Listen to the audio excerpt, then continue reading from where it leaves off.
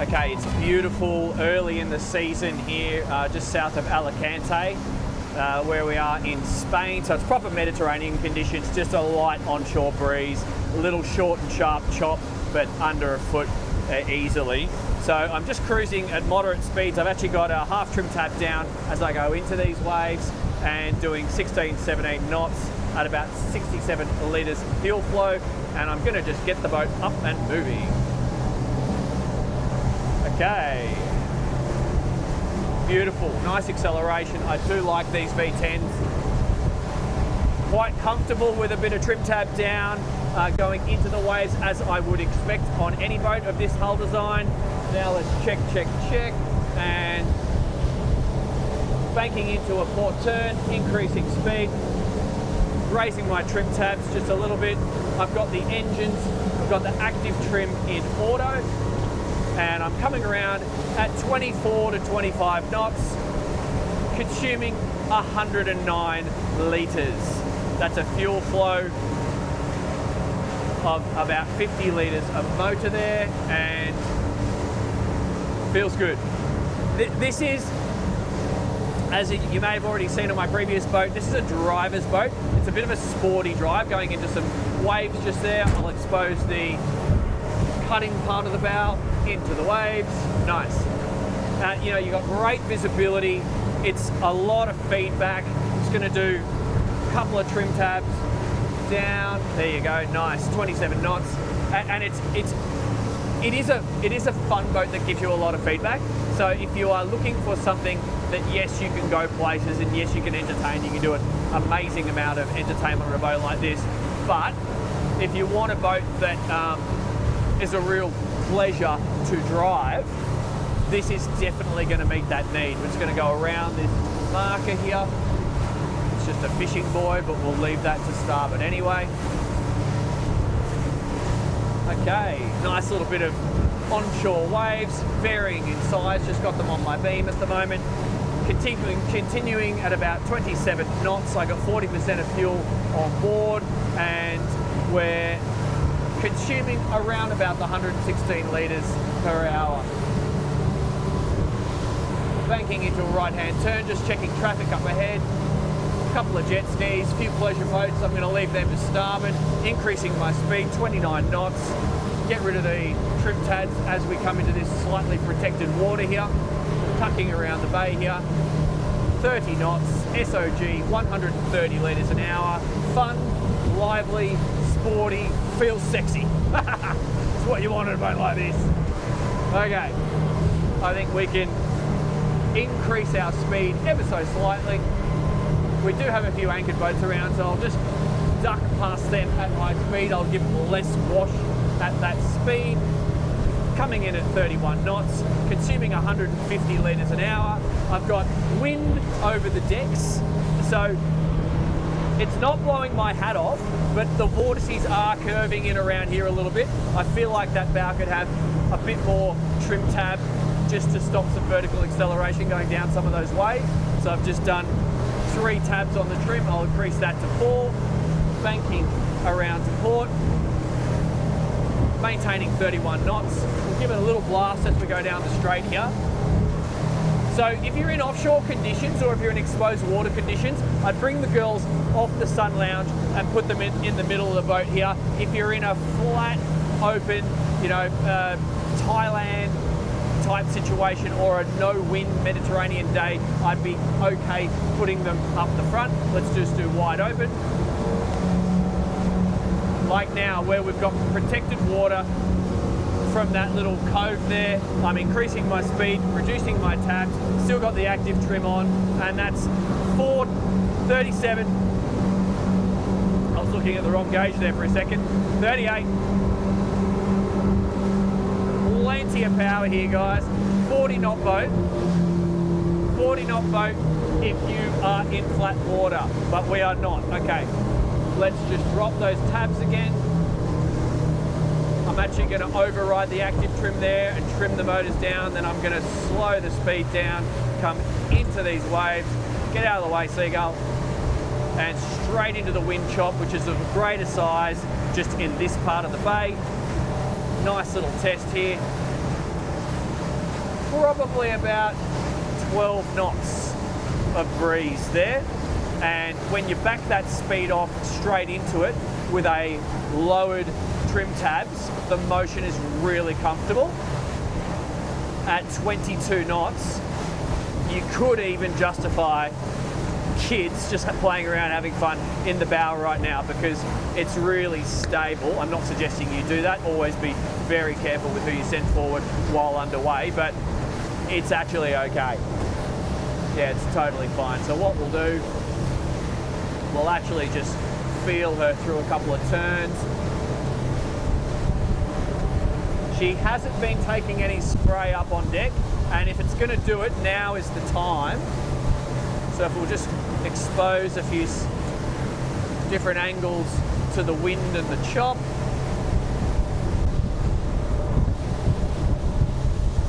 Obviously, you can get a lot rougher in a lot of places, but for what we're experiencing right now, it's actually excellent. Some of these boats with the extended swim platform after the outboard engines, it kind of throws the center of gravity. It sends too much center of gravity aft, and the boats don't behave as nice as they could, but I'm not sensing that on this hull.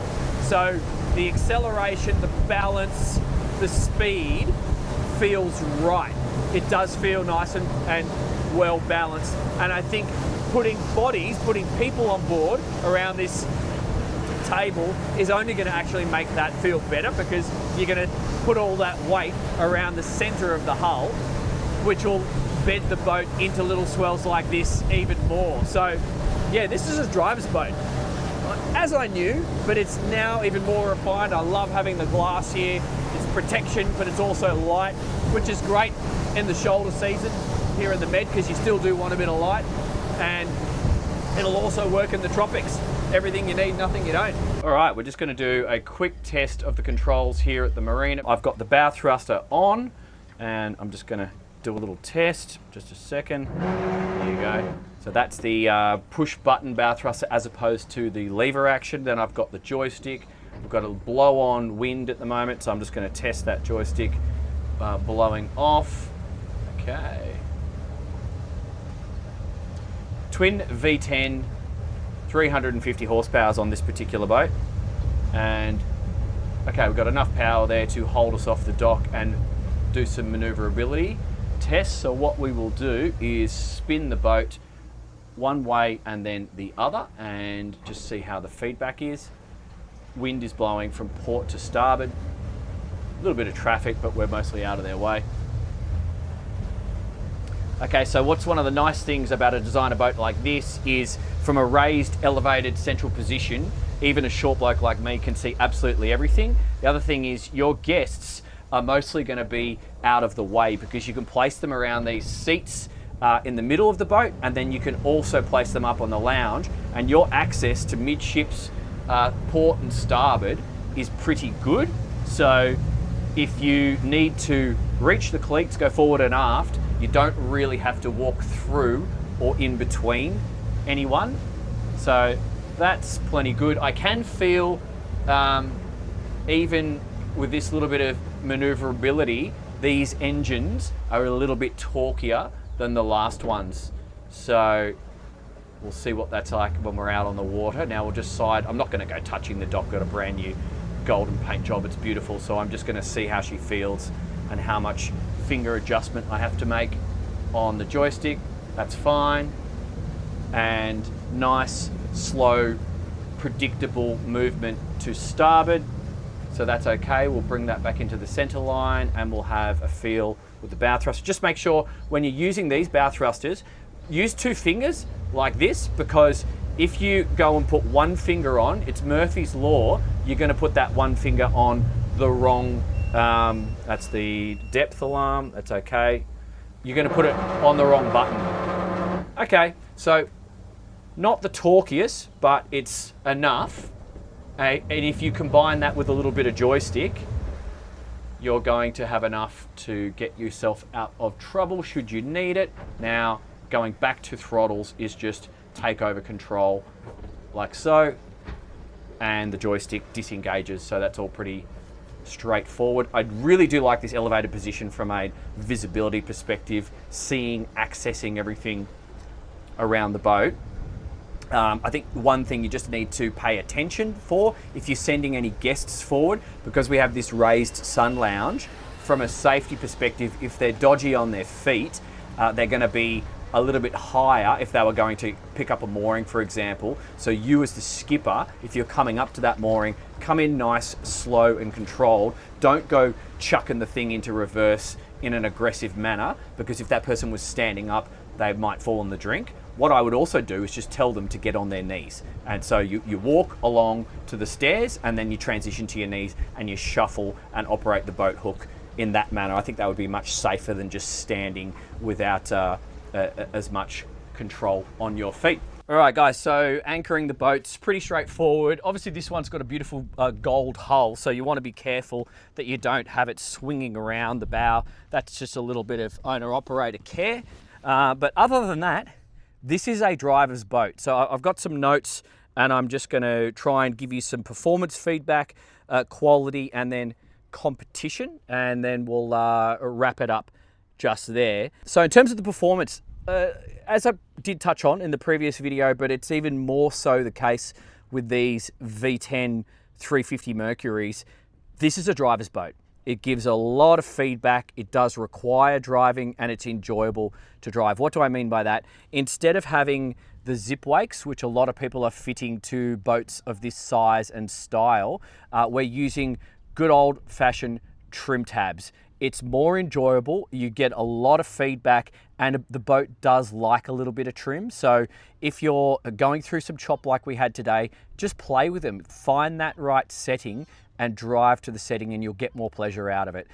Banking into those turns was great fun. We didn't achieve getting any water up and over the decks today. I'm sure you can in the right conditions. Take it to haul over, you can achieve it if you so desire. But for a comfort factor, it's good.